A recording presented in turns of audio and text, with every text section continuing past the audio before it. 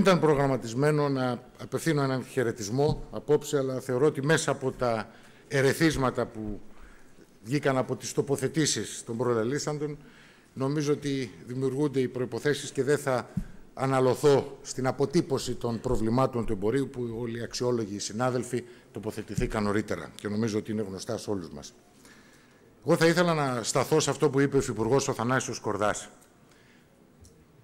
Το μεγάλο Α, το 1Α, η αλλαγή. Πράγματι, αυτό χρειάζεται αυτή τη στιγμή. Αυτό όμως, μια και είναι η βραδιά της αλφαβήτου, προϋποθέτει τα 3 σίγμα. Σύνεση, συνένεση και συνεργασία όλων. Επιχειρηματικών φορέων, συνδικαλιστικών φορέων, πολιτικών κομμάτων και όλοι μαζί με την κυβέρνηση να προσπαθήσουμε να βρούμε τη λύση στα προβλήματα που βιώνουμε. Σήμερα, δυστυχώς, αγαπητοί συνάδελφοι, είμαστε στο και 5. Και πραγματικά, από τη μία λυπούμε, αλλά χαίρομαι όταν η αναγνώριση των θυσιών του ελληνικού λαού έρχεται διαστόματος του Προέδρου της ΟΚΕ, του αγαπητού φίλου μας από την Πολωνία, που στην ουσία, τι λέει, μας παροτρύνει να προχωρήσουμε σε μια ουσιαστική και ισχυρή διαπραγμάτευση. Είναι πραγματικά ντροπή. Σήμερα, μετά από αυτές τις ατέρμονες θυσίες, τις οποίες έχει καταβάλει ο ελληνικός λαός την τελευταία τετραετία, και όταν πλέον φτάνει στο επιθυμητό αποτέλεσμα μιας λανθασμένης οικονομικής πολιτικής, που όλοι το είχαμε επισημάνει εξ αρχής, αλλά επιτέλους φτάσαμε στο σημείο του πλεονάσματος, του πρωτογενούς πλεονάσματος.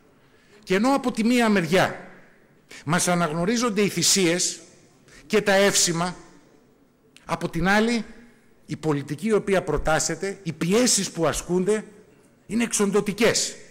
Εγώ σαν Έλληνας πολίτης, πραγματικά όταν ακούω ότι θα περιμένουμε πότε θα τελειώσουν οι χειμερινές διακοπές και το χειμερινό σκι για να ξεκινήσει η διαδικασία της διαπραγμάτευσης, ή πολύ χειρότερα αυτό το οποίο ακούστηκε το Σαββατοκύριακο από εκπρόσωπο της Τρόικας, ο οποίος αναφέρθηκε στην κοινωνική πολιτική που αν θέλουμε να ασκήσουμε θα πρέπει να αρχίσουμε να χτίζουμε καταλύματα για τους αστέγους, αυτό είναι ντροπή.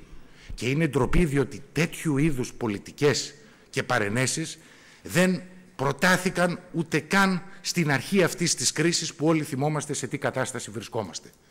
Σήμερα λοιπόν που έχουμε φτάσει σε αυτό το επίπεδο, θα πρέπει επιτέλους, τη στιγμή που εμείς ήμασταν και αποδείξαμε ότι είμαστε φερέγγοι, θα πρέπει να αποδείξουν οι εταίροι μας ότι αυτοί είναι φερέγγοι και ότι δεν είναι απλοί στιγνοί δανειστές. Εδώ που έχουμε φτάσει τώρα, νομίζω ότι υπάρχουν τα επιχειρήματα, κανείς δεν μπορεί να κατηγορήσει την ελληνική κυβέρνηση για κανενός είδους εκβιασμό, αλλά θα πρέπει σκληρά να διαπραγματευτεί έτσι ώστε να μπορέσουμε επιτέλους να βγούμε από αυτό το τούνελ της κρίσης.